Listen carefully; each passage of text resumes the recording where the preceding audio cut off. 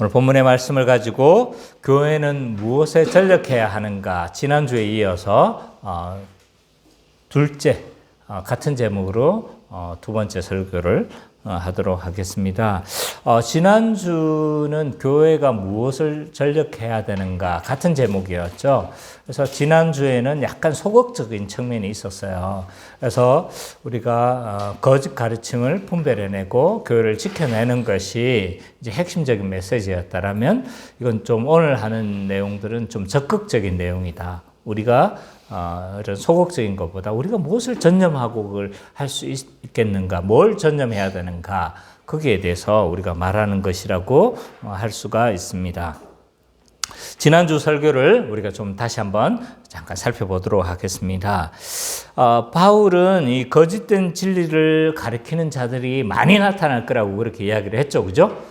그래서 오늘 지난주 본문에서도 있었고, 또 사도행전 본문에서도 이게 동일하게 에베소 교회를 향해서 같은 경고를 했던 것을 우리가 좀 살펴봤어요. 그래서 이 바울의 경고대로 이 에베소에서 무슨 일이 일어났냐면, 거짓된 가르침을 따르는 자들이 많이 나타났던 것을 볼 수가 있습니다. 그들은 이제 어떤 주장을 했냐면, 신앙생활을 뭐 어떻게 잘하는 어떤 특별한 길을 제시를 했던 것 같아요. 이렇게 하면 구원을 받을 수 있어. 이렇게 하면 뭔가 우리가 좀 특히 좀 더 하나님께 더 큰 사랑을 받아. 뭐 이런 주장들을 좀 했던 거죠. 그러나 바울 사도는 이런 자들이 이제 양심의 화인을 맞은 자다, 거짓말하는 자다라고 그렇게 일축해 버립니다. 그래서 그것은 잘못되어진 것이다라고 그렇게 바울은 이야기를 하고 있죠. 근데 이런 거짓된 가르침을 바울은요, 뭐라고 이야기를 하고 있냐면, 헛된 것이고 경건에 아주 무익한 것이다 라고 그렇게 이야기를 해요. 그럼 도대체 어떤 내용이었길래 이런 내용들이 무익하고 쓸데없는 거냐, 경건에 아무 도움이 안 되는 거냐라고 했었을 때, 이 본문에서 막 자세히 이야기하지는 않는 거예요. 근데 디모데 전후서를 쭉 살펴보면 같은 이단인 거예요. 같은 이단. 어떤 이단이냐면, 이 혼인을 금하고 어떤 음식을 금하는 거예요. 그래서 이런 가르침들의 내용들을 딱 종합해 봤었을 때, 이들은 어떤 성격을 가지고 있는지를 딱 알 수가 있는 거예요. 그 내용이 뭐였어요? 금욕주의였던 거죠. 금욕주의적인 성격을 가지고 있었어요. 그 당시 헬라 철학의 이원론에 많은 영향을 받았던 거예요. 그럼 요거 헬라 철학만 영향을 받았냐? 아닌 거예요. 또 유대교의 어떤 영향을 받았던 거죠. 그래서 유대교의 영향을 받아서 그래서 마스크 쓰세요. 그래서 유대교의 영향을 받아가지고 뭐 한 거예요? 어떤 음식은 또 가려야 된다는 거예요. 그러니까 유대교, 그러면 이 영주주의입니까? 유대교입니까? 몰라요. 영지주의적 유대교인지 유대교적 영지주의인지 정확하게 모르지만 두 개가 짬뽕되어져 있는 그런 스타일이라는 것을 우리는 알 수가 있습니다. 그래서 이런 이 거짓 교사의 가르침은 성경의 가르침이 아니다. 새 속에 물든 가르침인 거죠. 그 당시 유행했던 뭐예요? 플라톤의 철학에 영향을 받은 그런 가르침인 거죠. 그러면 교회 안에 지금도 그럴 수 있다는 가능성을 생각해야 돼요. 세속적 흐름이 교회 안에 막 침투하고 그런 것들이 너무나 당연한 것처럼 그렇게 교회 안에 받아들여지고 있다는 사실들을 우리는 늘 염두에 둬야 되는 거죠. 대표적인 게 지금 개인주의예요. 개인주의. 포스트 모더니즘 자체가 개인주의잖아요. 그죠? 그래서 그런 메시지들이 교회 안으로 얼마든지 침투할 수 있다는 가능성을 우리는 생각해야 된다. 그래서 이 바울 사도는 이런 가르침들이 전혀 성경에 근거하지 않은 것이다. 그래서 혼인제도도 그렇고 모든 음식은 하나님이 지으신 것이기 때문에 뭐하다? 선한 것이다. 왜 가리느냐는 거예요. 그래서 이런 가르침은 전혀 성경적인 가르침이 아니라고 바울 사도는 그렇게 이야기를 하고 있는 겁니다. 물론 구약 성경에서 이렇게 이제 어떤 음식은 가리라고 이야기를 했던 거죠. 근데 그것은 새 언약의 성취로 오신 그리스도께서 완전히 다 성취하신 거죠. 그죠? 그래서 그렇게 구별했던 이유는 구약 언약 백성들 가운데서 뭘 가르쳐 주기 위한 거였어요? 모든 면에서 구별되어지고 거룩한 삶을 살아야 된다는 걸 가르쳐 주기 위한 어떤 임시적인 어떤 방편이었던 거죠. 그렇기 때문에 이것은 그리스도께서 다 모든 율법을 성취하셨기 때문에 이것은 오늘날 더 이상 유효하지 않은 것이다. 만약 그걸 계속 고수한다면 뭐 한 거예요? 그건 그리스도의 성취를 뭐 하는 거다? 부정하는 거다. 좀 더 확대해서 해석하면 예수 그리스도를 받지 않겠다는 그런 메시지를 가지고 있는 거예요. 굉장히 어리석은 주장이란 말이에요. 오늘날 안식교가 어떤 주장하고 있어요? 동일한 주장을 하고 있잖아요. 그러니까 이단도요, 해 아래 새 것이 없어요. 다 돌고 도는데 아주 새로운 것이 나타난 것으로 생각하는 거예요. 신천지 지금 새로 나타난 것 좀 생각하시죠? 동일한 이단들이 과거에도 있었어요. 이재열, 유재열. 그걸 살짝 메시지만 바꿔가지고 그렇게 했던 건데 사람들이 이런 역사의식이 없는 거예요. 역사의식이. 그래서 바울 사도는 오직 우리가 거룩해지는 방법은 뭐다? 말씀과 기도로 거룩하여집니다. 라고 이야기를 하는 거예요. 음식 가려가지고 거룩해지는 게 아니고, 결혼 안 하고 장가 안 하고 수도 확 한다고 해서 뭐 하는 거 아니다? 거룩해지는 게 아니라는 거예요. 자, 그래서 이런 거짓된 가르침을 교회는 가려내고, 거짓된 가르침에서 교회는 지켜내야 된다. 라는 것이 지난주에 이제 교회가 무엇을 전략해야 되는가? 거짓된 가르침에서 세속적 가르침에서 교회는 지켜내야 된다는 거예요. 근데 오늘은 좀 더 4장 후반부에서 좀 더 적극적으로 교회가 무엇을 전략해야 되는지에 대해서 더 설명하고 있다는 거죠. 바울은 먼저 있잖아요. 참된 복음으로 성도들을 깨우쳐야 된다. 그래서 이 참된 복음이 얼마나 중요하냐, 이것에 대해서 지금 강조하고 있어요. 복음, 말씀이 얼마나 중요한지 그것에 대해서 이제 설명하고 있는데, 말씀의 중요성에 대해서 6절부터 9절까지 좀 설명하고 있는 거죠. 우리 선미자매가 좀 읽어주십시오. 내가 이것 중에 형제를 깨우치면 그리스도 예수의 좋은 일꾼이 되어 믿음의 말씀과 내가 따르는 좋은 교훈으로 영육을 받으리라. 왕년들고 선한 신화를 버리고 경건에 이르도록 내 자신을 연단하라. 육체의 연단은 여간에 유익이 있으나 경건은 본다 유익하니 금생과 내생이 약속이 있느니라. 이쁘다 이 말이여 모든 사람들이 가기만 한다. 6장 9절까지 8절까지 죄송해요. 자, 지난주 설교에서 뭘로 우리가 거룩해진다고 했어요? 말씀과 복음으로만 우리가 거룩해질 수 있다고 이야기를 했죠. 근데 그 6절에서 내가 이것이 뭔가요? 복음인 거죠. 그죠? 복음으로 형제들을 깨우치래요. 그래서 그 복음으로 형제를 깨우치라. 이렇게 바울 사도는 언급하고 있는 거죠. 근데 이렇게 하면 무슨 일이 일어나는 거예요? 6절에 보니까 그 복음으로 형제를 깨우칠 때 무슨 일이 일어나는 거예요? 그리스도의 좋은 일꾼이 되어지고 그것으로 뭐 하게 된다는 거예요? 양육받게 되어진다. 라고 그렇게 이야기를 하고 있습니다. 복음으로 가르치면 당연하죠. 복음으로 우리는 사람을 세우는 거잖아요. 그죠? 그래서 복음으로 깨우치면 이 사람이 그리스도의 좋은 일꾼이 되는 거예요. 그리고 그것으로 양육을 잘 받게 되어진다라고 이야기를 하고 있습니다. 너무 당연한 이야기예요. 근데 많은 사람들이 이 복음으로만 사람이 변화되지 않는다고 생각하는 거예요. 제 이야기를 좀 잘 들으셔야 돼요. 왜? 복음으로만, 그러니까 복음도 필요하지만 복음을 부정하진 않아요.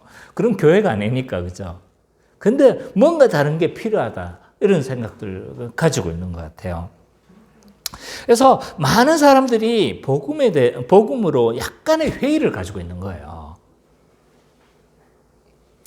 저도 한동안 이런 생각에 사로잡혔던 적이 있었던 것 같아요. 제가 왜 이런 이야기를 하는 줄 알아요. 왜냐하면 이런 특히 목사님들이 많은 노력을 해봤거든요. 막 해봤는데 사람이 안 변해. 막 했는데 안 변해. 왜 그런 이야기를 하는지 저도 어느 면에서는 이해를 할 수 있겠다는 거예요. 근데 왜 그때는 사람이 변하지 않았을까? 저는 이제 확실하게 말할 수 있습니다. 왜 그때는 안 변하고 왜 지금은 변하는가? 저는 이유가 있다고 생각해요. 그때는 복음을 체계적으로 전하지 못했던 거예요. 그리고 풍성하게, 자세하게 가르치지 못했던 거예요. 복음을 전하긴 전했어요. 근데 그 복음이 너무 농도가 좀 낮았다라고 해야 될까요? 이런 표현이 좀 그렇지만 복음을 나도 체계를 못 갖추고 나도 다 이해하지 못한 채 그렇게 전했던 거예요. 그러니까 나도 이해하지 못하는 그 복음을 가지고 뭐 하는 거예요? 물론 전혀 몰랐다고 말을 할 수는 없어요. 복음의 핵심 정도는 다 알죠. 그러나 자세하게 가르치지 않았었을 때 이런 능력이 안 나타나는 것 같아요. 이거는 제 경험이기도 합니다. 왜냐하면 복음을 자세하고 체계적으로 가르치기 시작했었을 때 저는 사람이 변한다는 확신을 가지기 시작했습니다. 왜냐하면요, 제 아내를 보면 그런 것 같아요. 제 아내가 이 복음을 체계적으로 잘 가르치고 복음의 내용들을 잘 체계적으로 설명했었을 때 그 복음들이 이제 다 탁탁탁탁 어렸을 때 그 들었던 성경의 이야기들이 다 연결되어지니까 뭐가 되는 거예요? 사람이 변화되어지는 거예요. 또 성민이 물론 여전히 지금도 부족한 게 많아요. 성민이 부족한 게 많죠. 지금도 우리는 뭐라고 합니까? 아이고 저 어리숙한 놈. 뭐 이렇게 이야기는 해요. 그렇지만 그럼에도 불구하고 고등학교 모습하고 지금 모습이 어때요? 많이 변했죠, 그죠? 전 그렇게 확신해요. 고등학교 때 제 성민이 봤었을 때의 모습은 완전히 넋이 나간 모습. 뭐 이런 모습이었잖아요.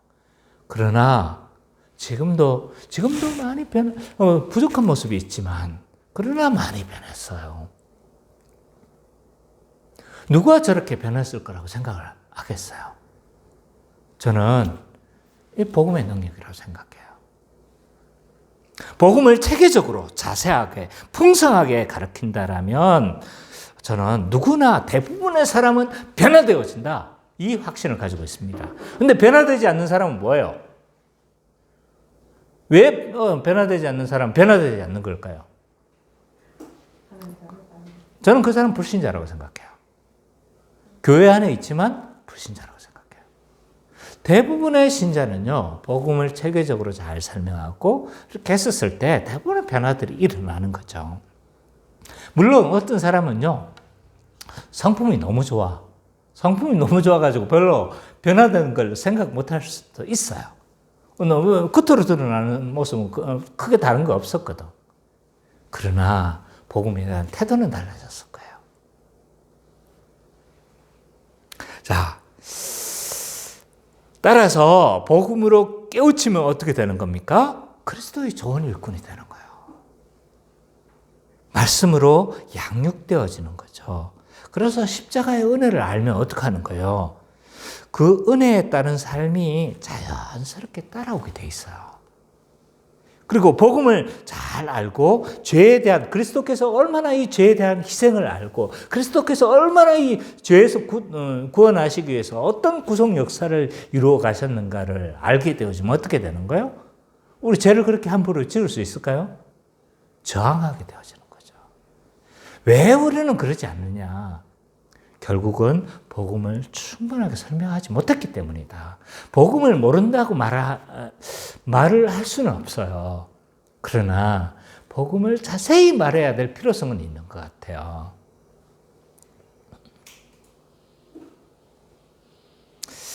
그러면 이 복음을 잘 가르쳤을 때 무슨 일이 일어난다고 했어요? 잘 양육하면 그 사람이 그리스도의 좋은 일꾼이 되고 그리스도의 복음으로 양육되어진다고 했죠? 그러면 그 사람에게만 좋은 일이 일어날까요? 그렇지 않습니다. 희한한 게요. 가르치는 사람도 유익이 있는 거예요. 왜 가르치는 사람이 또 유익한가라고 했었을 때 가르치는 사람은요. 가르치는 과정에서 뭐 하는 겁니까? 스스로 좋은 교훈으로 뭐 한다? 스스로 양육받는 거예요. 자, 가장 확실한 방법은 뭡니까? 선미자매. 내가 배우는 가장 확실한 방법은 뭔 것 같아요? 가르치는 거예요. 맞아요. 많이 가르쳐 봐서 아는 거예요. 네, 제가 왜 이렇게 저도 많이 변했다고 생각하거든요. 제 스스로 그렇게 느껴요. 성품이 너무 좋아가지고 여러분들은 못 느낄지 몰라요. 그러나 내적 태도나 여러 면에서 저는 많이 변했을 거라고 생각해요. 저를 가장 잘 아는 당신은 어떻게 생각해요? 많이 변했다고 생각합니까? 네, 아마 제 스스로도 제가 많이 변했다고 생각해요. 근데 그걸 우리 아내는 잘 알 거라고 생각해요. 왜냐하면 겉으로 나는 태도는 별로 변한 게 없거든요. 겉으로 나오는 행동은 똑같거든. 그러나 내적 태도는 많이 바뀌었어요. 물론 여전히 여성품 웃지 마세요. 여성품이 남아있어요. 여성품이 남아있지만 그러나 여전히 제가 뭐 하는 거예요? 이 복음으로 가르치는 자는 어떻게 되냐면 스스로 뭐 하는 거예요? 스스로 좋은 교훈으로 양육하게 되어지는 거죠. 그리고 가르치다 보면 뭐 하게 되는 겁니까? 복음을 더 선명하게 되게 돼요. 그죠? 내가 이해하고 못 가르칠 수는, 이해하지 못한 상태에서 가르칠 수가 없는 거죠. 그래서 자꾸 이렇게 듣고 또 듣고 강의를 듣고 또 성경 내용들을 살펴보고 그러면서 뭐 하게 되는 겁니까? 그 내용들이 복음이 더욱 분명해지고 선명해지는 겁니다. 그래서 저는 누구보다도 이 많은 것을 이렇게 가르쳐 봤기 때문에 저는 이 가르치는 자의 유익이 얼마나 유익하다는 거 알아요. 만약 제가 목사가 안 됐으면요, 저도 개차반은 안 됐을 거예요. 워낙 좀 성품이 괜찮다 보니까. 개차반은 아니지만,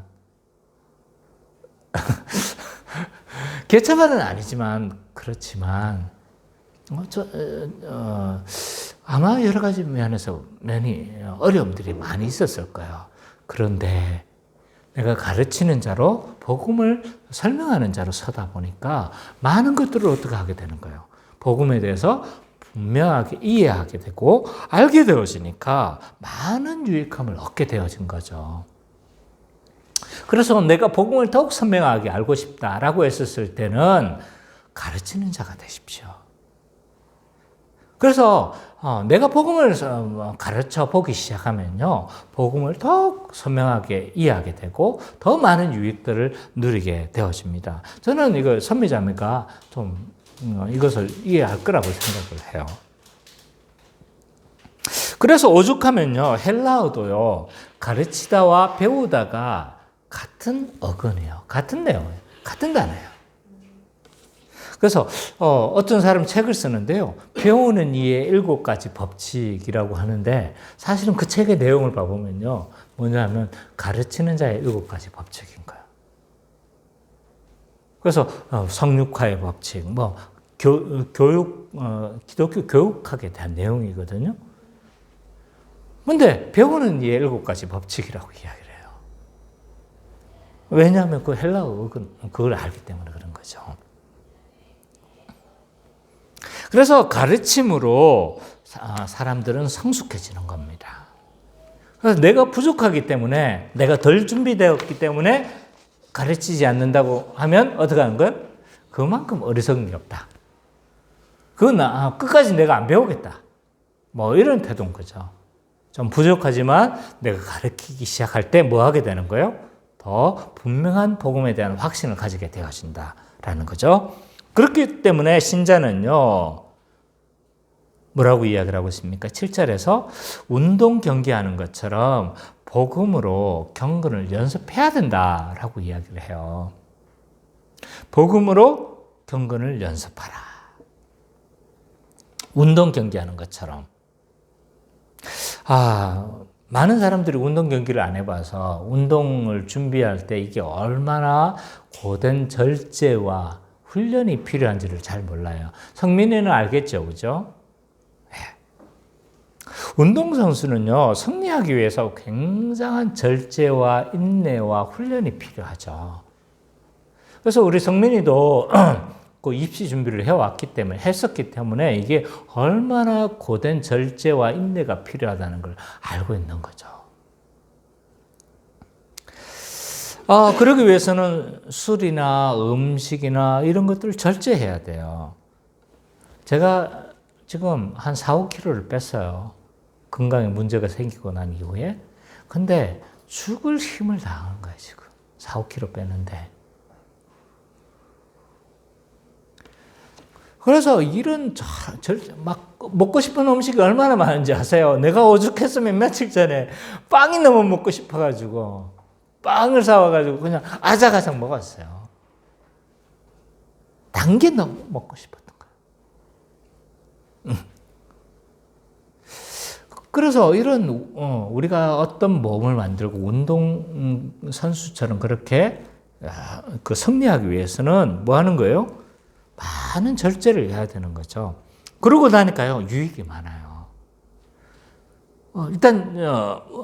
일단 생기는, 내가 제 아한테도 한 이야기인데, 일단 생기는 유익이 뭐냐 하면, 뻘은 여전히 좀, 그때나 지금이나 개발은 똑같아요. 개발은 똑같은데, 근데 있잖아요, 열심히 쫓아다니긴 해. 열심히 쫓아다니고 열심히 막 하는데 안 지쳐. 그리고 또 하나, 끝나고 나서 보통 2, 3일을 아파했거든요. 근데 그 다음날 거의 회복이 돼요. 이런 유익들이 있고, 그래서 이런 운동 선수가 승리하기 위해서는요, 수많은 연습과 절제가 필요한 거죠. 그죠? 음식 가려야 되고, 술도 안 먹어야 되고, 피나는 훈련을 해야 되는데, 우리의 경건의 연습이 이와 같다라고 이야기하는 거예요. 이거 보세요. 지금 운동 경기를 연상해서 지금 바울 사도는 뭐 하고 있습니까? 지금 설명하고 있는 거예요. 그래서 바울은요, 이 경건도 운동선수처럼 절제하고 훈련해야 하는 영역으로 묘사를 하고 있습니다. 경건을. 그럼 경건이 뭐예요? 경건이. 복음의 진리에 따라 뭐 하는 거예요? 살아가는 게 경건인 거예요. 경건은 기도 2시간, 하루에 4시간 하는 게 경건이 아니에요. 물론 그것들이 살아가게 하죠. 그렇지만 참된 경건이란 뭐예요? 우리 삶 가운데서 복음대로 살아가는 것이 참된 경건인 거예요. 자, 우리는 많은 착각을 할 수가 있습니다. 내가 많이 알기 때문에 내가 아는 복음의 진리에 많이 알기 때문에 내가 뭐 하다고 생각할 수 있는 거예요? 이것이 나의 경건의 수준으로 이해할 수 있습니다. 많이 아는 게 내 경건의 수준이라고 생각하는 거죠. 저도 이런 위험에 많이 노출돼 있어요. 왜냐하면 내가 많이 알고 있기 때문에 뭐 하는 거예요? 내가 그런 수준이라고 생각하는 거예요. 내가 많이 알고 있기 때문에 나는 이미 그 수준을 살아내고 있다고 생각하는 거예요. 근데 그렇지 않은 거예요. 그러기 위해서는 많은 알기 위해서도 고된 수고를 해야 돼요. 책을 읽어야 되고요. 막 2시간 보면 어떡합니까? 눈이 막 침침하고 보기가 힘든 거예요. 그래도 안 읽으면 어떻게 됩니까? 내가 이런 지적인 복음을 더 깊이 알아가는데 어려움을 느끼게 되겠죠. 그죠? 그래서 요즘은 잘 안 되니까 자꾸 영상을 봐요. 영상. 영상을 들으면서 내가 이렇게 하는 거죠. 눈으로 잘 보기 힘드니까.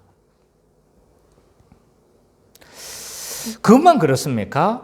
잘 배우는데도 많은 어려움이 있지만 그 배웠다고 그게 다 되는 거예요? 안 되는 거잖아요. 그죠? 그래서 그것을 진리대로 해석하고 판단하고 뭐 하는 거예요? 그렇게 또 복음대로 살아가는 법도 배워야 되는 거예요. 그래서 우리 삶의 현장에서 많은 어려움도 겪어봐야 되고 삶의 현장에서 실패도 경험해봐야 되고 삶의 현장에서 내가 복음 앞에서 비겁해지는 나의 모습도 발견해야 되는 거예요. 그러면서 어떻게 하는 겁니까? 점점 복음으로 살아가는 법을 배우는 거죠. 그러면서 내 능력에서 나오는 게 아니구나. 성령의 능력에서 나오는 거구나. 복음의 능력에서 나오는 거구나. 깨달아가는 거예요. 그러면서. 또 교회적 삶으로 살아가는 게 그게 쉽습니까? 그게 자기를 비우는 거잖아요. 우리가 돈을 얼마나 사랑하는데요. 돈 사랑하죠? 돈 사랑합니까? 안 사랑합니까? 다 사랑해요. 그런데 형제를 위해서, 자매를 위해서 내어주는 게 쉬운 일이 아니에요. 어려운 일입니다. 그건 많은 자기 부인을 하는, 그래서 오죽했으면 어떤 스펄전 목사님 뭐라고 그러는지 아세요? 사람이 제일 마지막으로 회개하는 영역이 지갑이래요, 지갑. 지갑을 다 회개하면요, 뭐가 하는 거예요? 다른 부분은 참 쉬운 거예요, 어떤 면에 있어서는. 그래서 이렇게 어떤 부분은 우리가 지적으로 배워야 되는 영역도 있지만 어떤 영역에서는 이렇게 경건의 훈련이 필요하고 계속적으로 이렇게 그런 복음으로 살아가는 법들을 우리의 삶 가운데서 어떻게 해야 되는 거죠? 훈련해야 된다. 그것이 꼭 뭐와 같다라고 이야기하는 거예요? 운동 경기에 절제하는 것, 훈련하는 것, 또 뭡니까? 뭐 여러 가지 것들이 그런 것처럼 우리 삶에서 뭐 해야 된다? 연습해야 된다는 거죠. 이런 경건의 연습은 뭐예요? 금생과 내생에서 유익이 있기 때문에 훈련을 받으라고 이야기를 합니다. 금생에도 유익하고 내생에도 유익하대요. 육체를 위한 경건의 연습도 어떻게 합니까? 유익하잖아요. 내가 어떻게 합니까? 지금 무릎이 덜 아파요. 덜 지쳐요. 이런 육체의 연습도 유익한데 이런 경건의 연습 얼마나 유익하겠냐 이 말인 거죠. 금생에는 어떻게 유익할까요? 이게 금생에는 왜 유익한 거예요? 이게 내세만 유익한 거 아닙니까? 아니에요. 우리가 경건의 연습, 우리가 복음대로 그렇게 살아갈 때 우리는 복음의 풍성함을 이 땅에서 어떻게 하는 거예요? 누리는 거죠. 그래서 영생을 맛보는 거예요. 이 땅에서. 이게 한 가족이구나. 그럼 천국에서 그 삶은 얼마나 아름다울까? 이런 것들을 소망하게 되는 거죠. 하나님 나라를 이 땅에서 뭐 하는 거예요? 더욱 풍성하게 맛볼 수가 있는 거죠. 경건을 연습하게 되면. 내 생에도 유익하죠. 이 땅에서 살면 영생을 준비하는 삶이니까 내 생에는 어떻겠습니까? 그죠? 이런 유익함이 있다. 그렇기 때문에 바울은 이 복음을 어떻게 하래요? 힘써 가르치라. 라고 그렇게 이야기를 하고 있습니다. 그게 9절부터 12절이에요. 우리 성민이가 읽어주십시오. 미쁘다 이 말이여 모든 사람들이 받아야하나이다.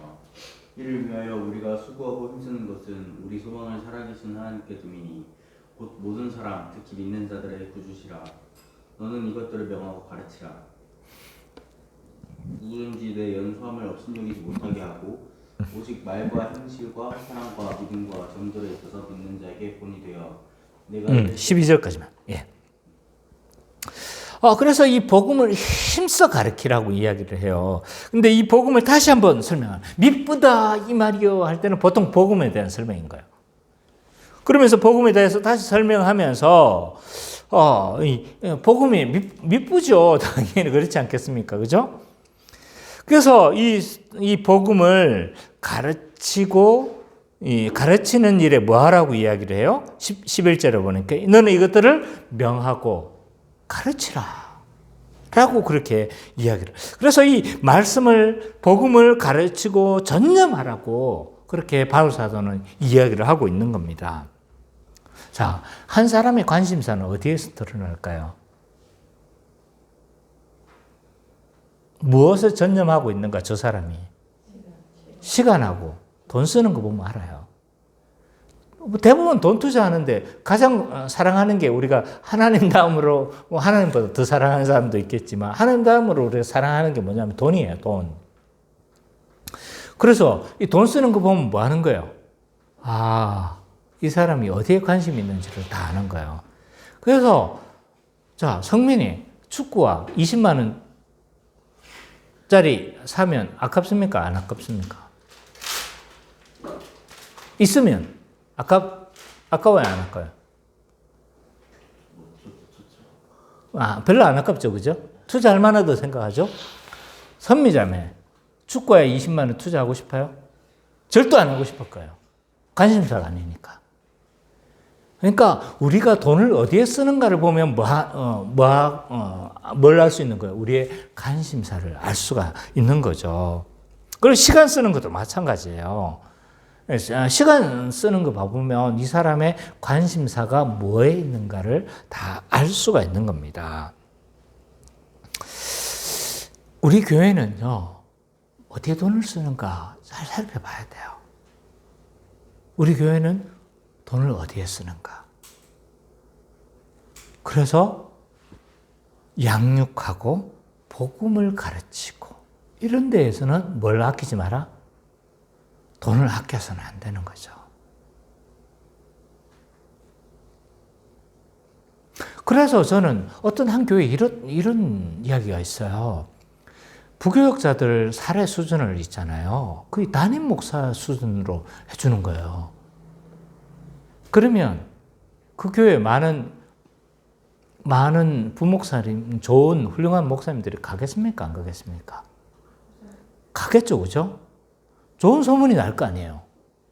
그 들어갔는데 또 안 나와. 아, 저 교회 좋구나. 이런 생각을 가지게 되는 거죠. 그죠? 그러면, 그 교회는요, 무언가를 말하는 거예요. 뭐에 우선순위가 있다는 거예요. 복음을 잘 가르치는 목회자를 중히 여기는 거잖아요. 그죠? 그러면 무언중에 그 말을 하는 겁니다. 물론 주일학교 열심히 해야 되죠. 근데 누가 가르치는가? 이게 되게 중요한 문제 아닙니까? 과감하게 투자해야 돼요. 이건 저에 대해서 오해하지 마세요. 우리는 어디에 돈을 투자해야 될지에 대해서 우리는 깊이 생각해 봐야 합니다. 어디에 시간을 써야 되는지 우리는 생각해 봐야 되는 거죠. 우리 대부분의 시간, 우리 대부분의 재정을 어디에다 투자하라? 복음을 가르치고 배우는 일에 투자하라. 그리고 다음 세대에 투자해야 되는 거죠.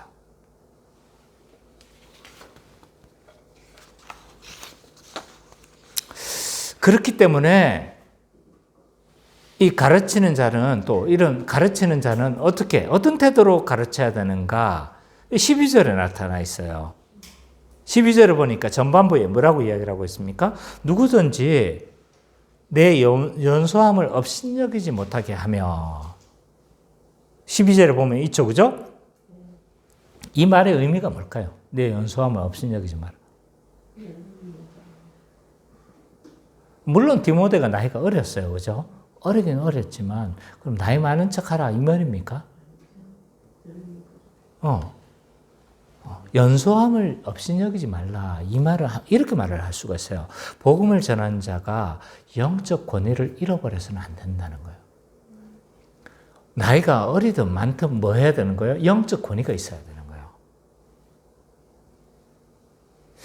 그러면 이 가르치는 자의 영적 권위는 어디에서 나오는 겁니까?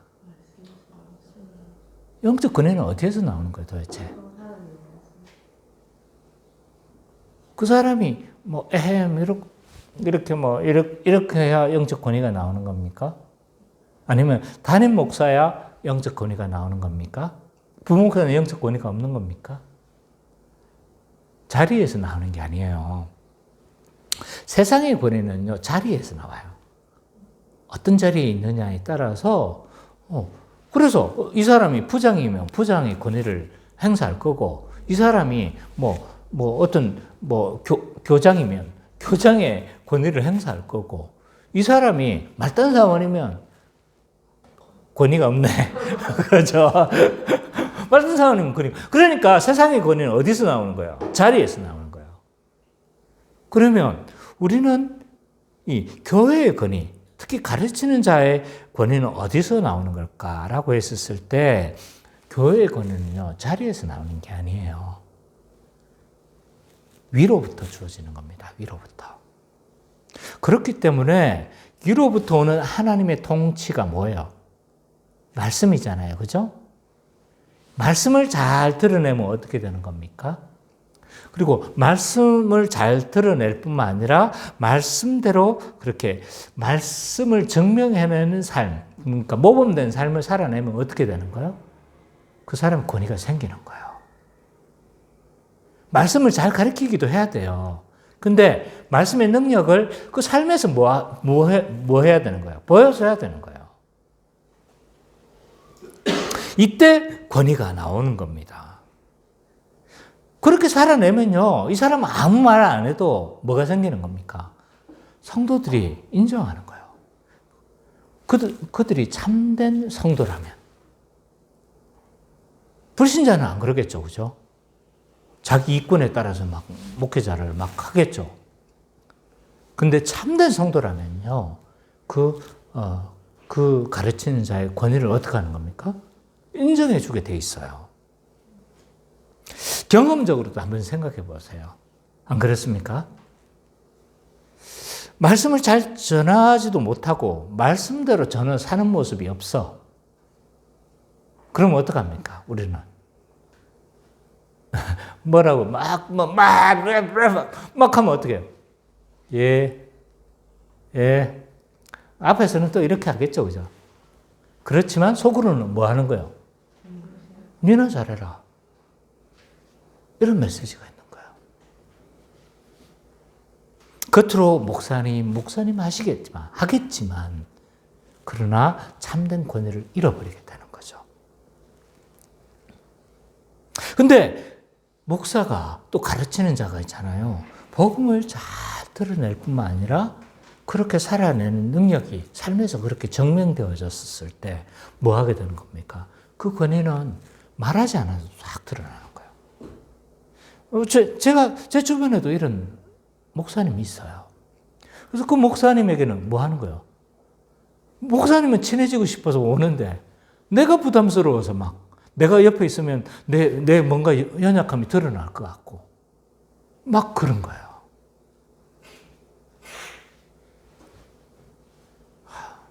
저는 아직 멀었나 봐요. 저는 아직 멀었나 봐요. 그런 권위는 아직 안 나오는데. 예, 제가 아는 어떤 목사님도, 다른 목사님이 저기 지금 되고 있는 어떤 목사님도요. 그분 식당에 가면 성도들이 아무 말 안 하는데도 밥 타러 가는데 성도들 확 비켜난대요. 그분이 비키라고 해서 비키는 걸까요? 주어지는 영적 권위인 거예요. 지금 그분 은퇴하셨어요.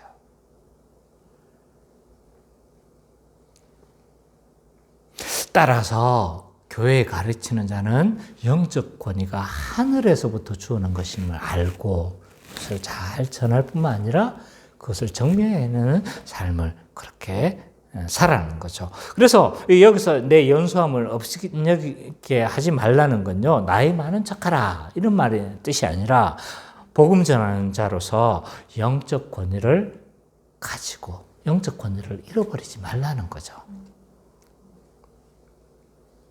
그러기 위해서는 복음을 잘 드러내고 복음대로 살아야 됩니다. 그래서 12절 후반부에 보니까 가르치는 자의 태도가 또 나와 있죠. 말과 행실과 사랑과 믿음과 정죄에 있어서 믿는 자의 뭐가 되라?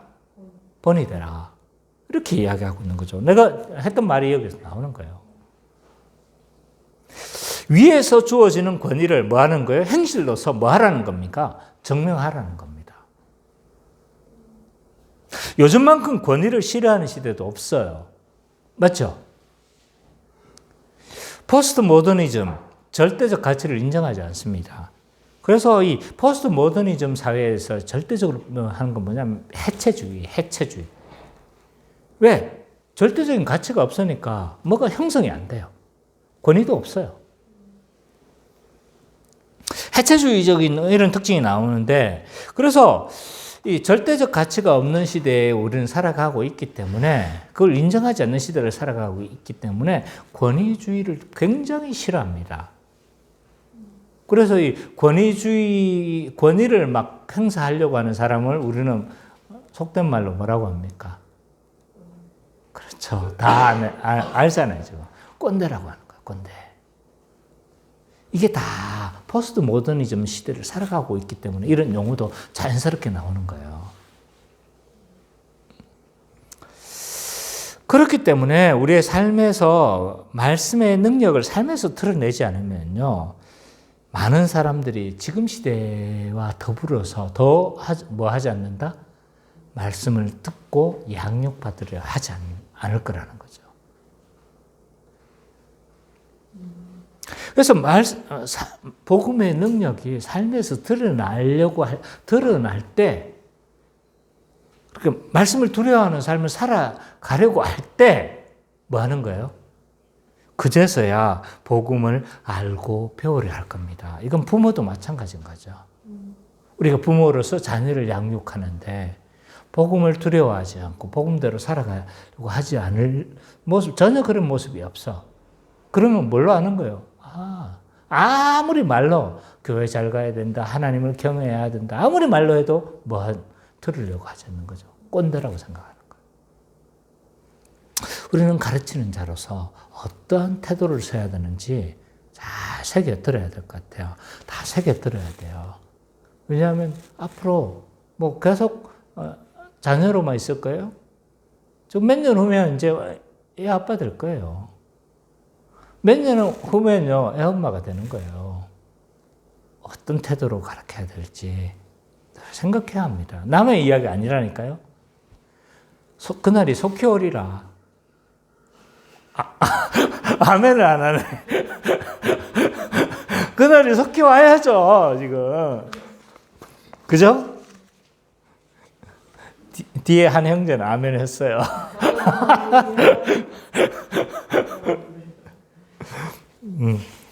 어쨌든 오늘 본문의 핵심은요, 교회는 복음을 가르치는 일에 전념해야 된다는 거예요. 한마디로 말하면. 따라서 교회가 집중해야 할 사역은요, 말씀 사역이에요. 13절, 16절 우리 당신 좀 읽어주십시오. 13절에서 16절. 내가 이럴 때까지 읽는 것과 권하는 것과 가르치는 것에 전념하라. 내 속에 있는 인사 곧 장로의 회의 안에서 안수받을 때에 연을 통하여 받은 것을 가볍게 여기지 말며 이 모든 일에 전심전력하여 너의 성숙함을 모든 사람에게 나타내게 하라. 내가 내 자신과 가르침을 살펴 이 일을 계속하라. 이것을 행함으로 내 자신과 내게 듣는 자를 구원하리라. 자, 교회가 뭐에 전념해야 될지를 잘 보여주고 있죠, 그죠? 말씀 사역에 전념해야 되는 거예요. 이 바울 사도는 디모데에게 뭘 전념하래요? 읽는 것과 권하는 것과 가르치는 것에 전념하라. 이렇게 이야기를 해요. 읽는 건 뭐예요? 말씀을 읽는 거죠. 이 말씀을 읽는 건 왜 읽느냐면 그 당시 뭐 하는 겁니까? 그 당시에 이 종이를 만드는 게 너무 어려웠어요. 그래서 한 권의 책을 가지고 있다는 건요, 굉장한 부자라는 걸 의미합니다. 그래서 누구나 다 책을 가지고 있지는 않았어요. 그래서 보통 그 책을 어떻게 그 종이를 어떻게 만들었냐면 크게 두 가지였어요. 초대교회 때는 하나는 파피루스예요. 파피루스. 근데 단점은 뭡니까? 금방 이렇게 사가버리죠. 또 하나는 양피지예요. 양피지. 그래서 양의 가죽에다가 이렇게 잘 말려가지고 펴가지고 잘 말려가지고 양피지로 거기에다가 이제 글을 쓰고. 그래서 두 가지 방법이 있었는데 특히 양피지로 만드는 건요 어마어마한 돈이 들어가는 겁니다. 지금 가죽 비쌉니까? 안 비쌉니까? 비싸잖아요, 그죠? 그러니까 아무나 책이 없었어요. 특히 성경책은. 그래서 누구만 가지고 있는 겁니까? 교회당 안에 딱 하나인 거예요. 그래서 읽어서 뭐 하는 거예요? 회중 앞에서 성경을 낭독하게 했죠. 그래서 이걸 공적으로 낭독해서 사람들이 듣고 깨달을 수 있다. 이렇게 공적으로 낭독을 했습니다. 그래서 초대교회 때는 이 성경 낭독, 이게 통독이 굉장히 중요했죠. 그 다음에 권하는 거죠. 말씀을 풀어가지고 설명하고 적용하는 것을, 말씀을 권하는 거라고 할 수가 있습니다. 오늘날 뭐와 같은 거예요? 설교와 같은 위치라고 할 수 있습니다. 가르치는 건 뭐예요? 말씀의 의미를 풀어서 설명하고 이해를 더욱 정진시키는 거다라고 할 수 있습니다. 이건 뭐냐? 월요일날 성경 공부하는 거라든지 금요일날 금요 강좌라든지 이런 거라고 할 수가 있겠죠, 그죠? 그래서 디모데에게 바울 사도는 뭐라고 이야기를 하고 있냐면 모든 방법과 수단을 동원해서 뭐 하라? 말씀 사역에 전념하라는 거예요. 그 외에 오늘날 다양한 방법으로 전념할 수 있겠죠, 그죠? 원투원을 하면서 뭐 할 수도 있을 거고, 식사하면서도 그런 일들이 일어날 수도 있을 거고, 다양한 방법을 통해서 뭐 하는 겁니까? 말씀 사역에 우리는 전념해야 되는 거죠. 그래서 어떤 사람은 들을 준비가 안 된 사람은 막 책 펴고 할 수 없으면 만나가지고 자주 만나는 거예요. 자주 만나가지고, 동생. 그냥 복음 이야기하는 거예요. 성경 이야기하는 거죠. 식사하면서 그 이야기하고, 뭐 하면서 그렇게 이야기를 하는 겁니다. 그래서 이 교회가 말씀을 배우고 가르치는 일에 전심전력해야 된다라고 그렇게 이야기를 하고 있는 거죠. 특히 가르치는 자는 말씀 사역에 집중해야 돼요. 그러면 신자는요? 가르쳐지는 말씀을 기쁨으로 받고 적극적으로 배우는 일에 뭐 해야 된다? 동참해야 되는 거죠. 우리 교회는 비교적 잘하고 있어요. 잘하고 있지만 또 한 번 더 이야기를 하자면, 자, 기본적으로 목회자는요, 성도가 목회자의 면류관이에요. 그래서 성도들이 어떻게 살아가는가, 복음대로 살아가려고 하면 그게 목회자의 뭐예요? 면류관인 거예요. 기쁨인 거예요. 또 성도들이 복음대로 복음을 배우려고 하고 말씀에 대한 열정을 가지고 있으면 어떻게 되는 거예요? 그게 목회자의 면류관인 거죠. 선미자매 보면 가끔씩 그러한 거예요. 선미자매 지난 금요일만 봐도 와가지고 눈이 뻑 잠이 와가지고 막 허덕이면서 왔어. 그게 뭐예요? 비록 와서 많이 졸았어. 많이 졸아서 마음이 좀 상하기도 했지만, 그렇지만 뭐예요? 그 태도가 나한테 뭐를 보여주는 거예요? 말씀을 사모하고 있다는 거 드러내주는 거잖아요. 저는 이런 열심들이 우리 안에 있었으면 좋겠어요. 비록 와서 졸더라도 뭐 하는 거예요? 막 말씀을 들으려고 몸부림치는 거죠. 언짢이 보세요. 앉으면 금방 잠 온다는 사실을 알아야죠. 잠이 올 수밖에 없어요. 새벽에 들어오는데 지금 예배 시간 내내 지금 서서 말씀을 듣잖아요. 그죠? 이런 태도들이 우리에겐 필요한 거죠. 그래서 이런 최선을 다하는 모습. 은찬이가요, 정말 장점 중에 하나는 최선을 다하는 거예요. 나를 닮아서 머리가 똑똑하지는 않아. 똑똑하지는 않는데 내가 노력형이잖아요. 그죠? 근데 노력형은 진짜 인정해줘야 돼요. 정말 열심히 막 노력해요. 우리 그렇게 한번 좀 살아갔으면 좋겠어요. 그래서 정말 우리가 피곤하지만 그럼에도 말씀을 사모하는 모습들로 우리가 좀 살아가자. 저도 최선을 다해서 가르치겠습니다. 그래서 말씀 사역을 중심에 두고 교회가 이 말씀 사역에 전심전력하는 우리 기쁨의 교회. 그래서 모든 그 복을 누리는 우리 기쁨의 교회 되시기를 간절히 축원합니다.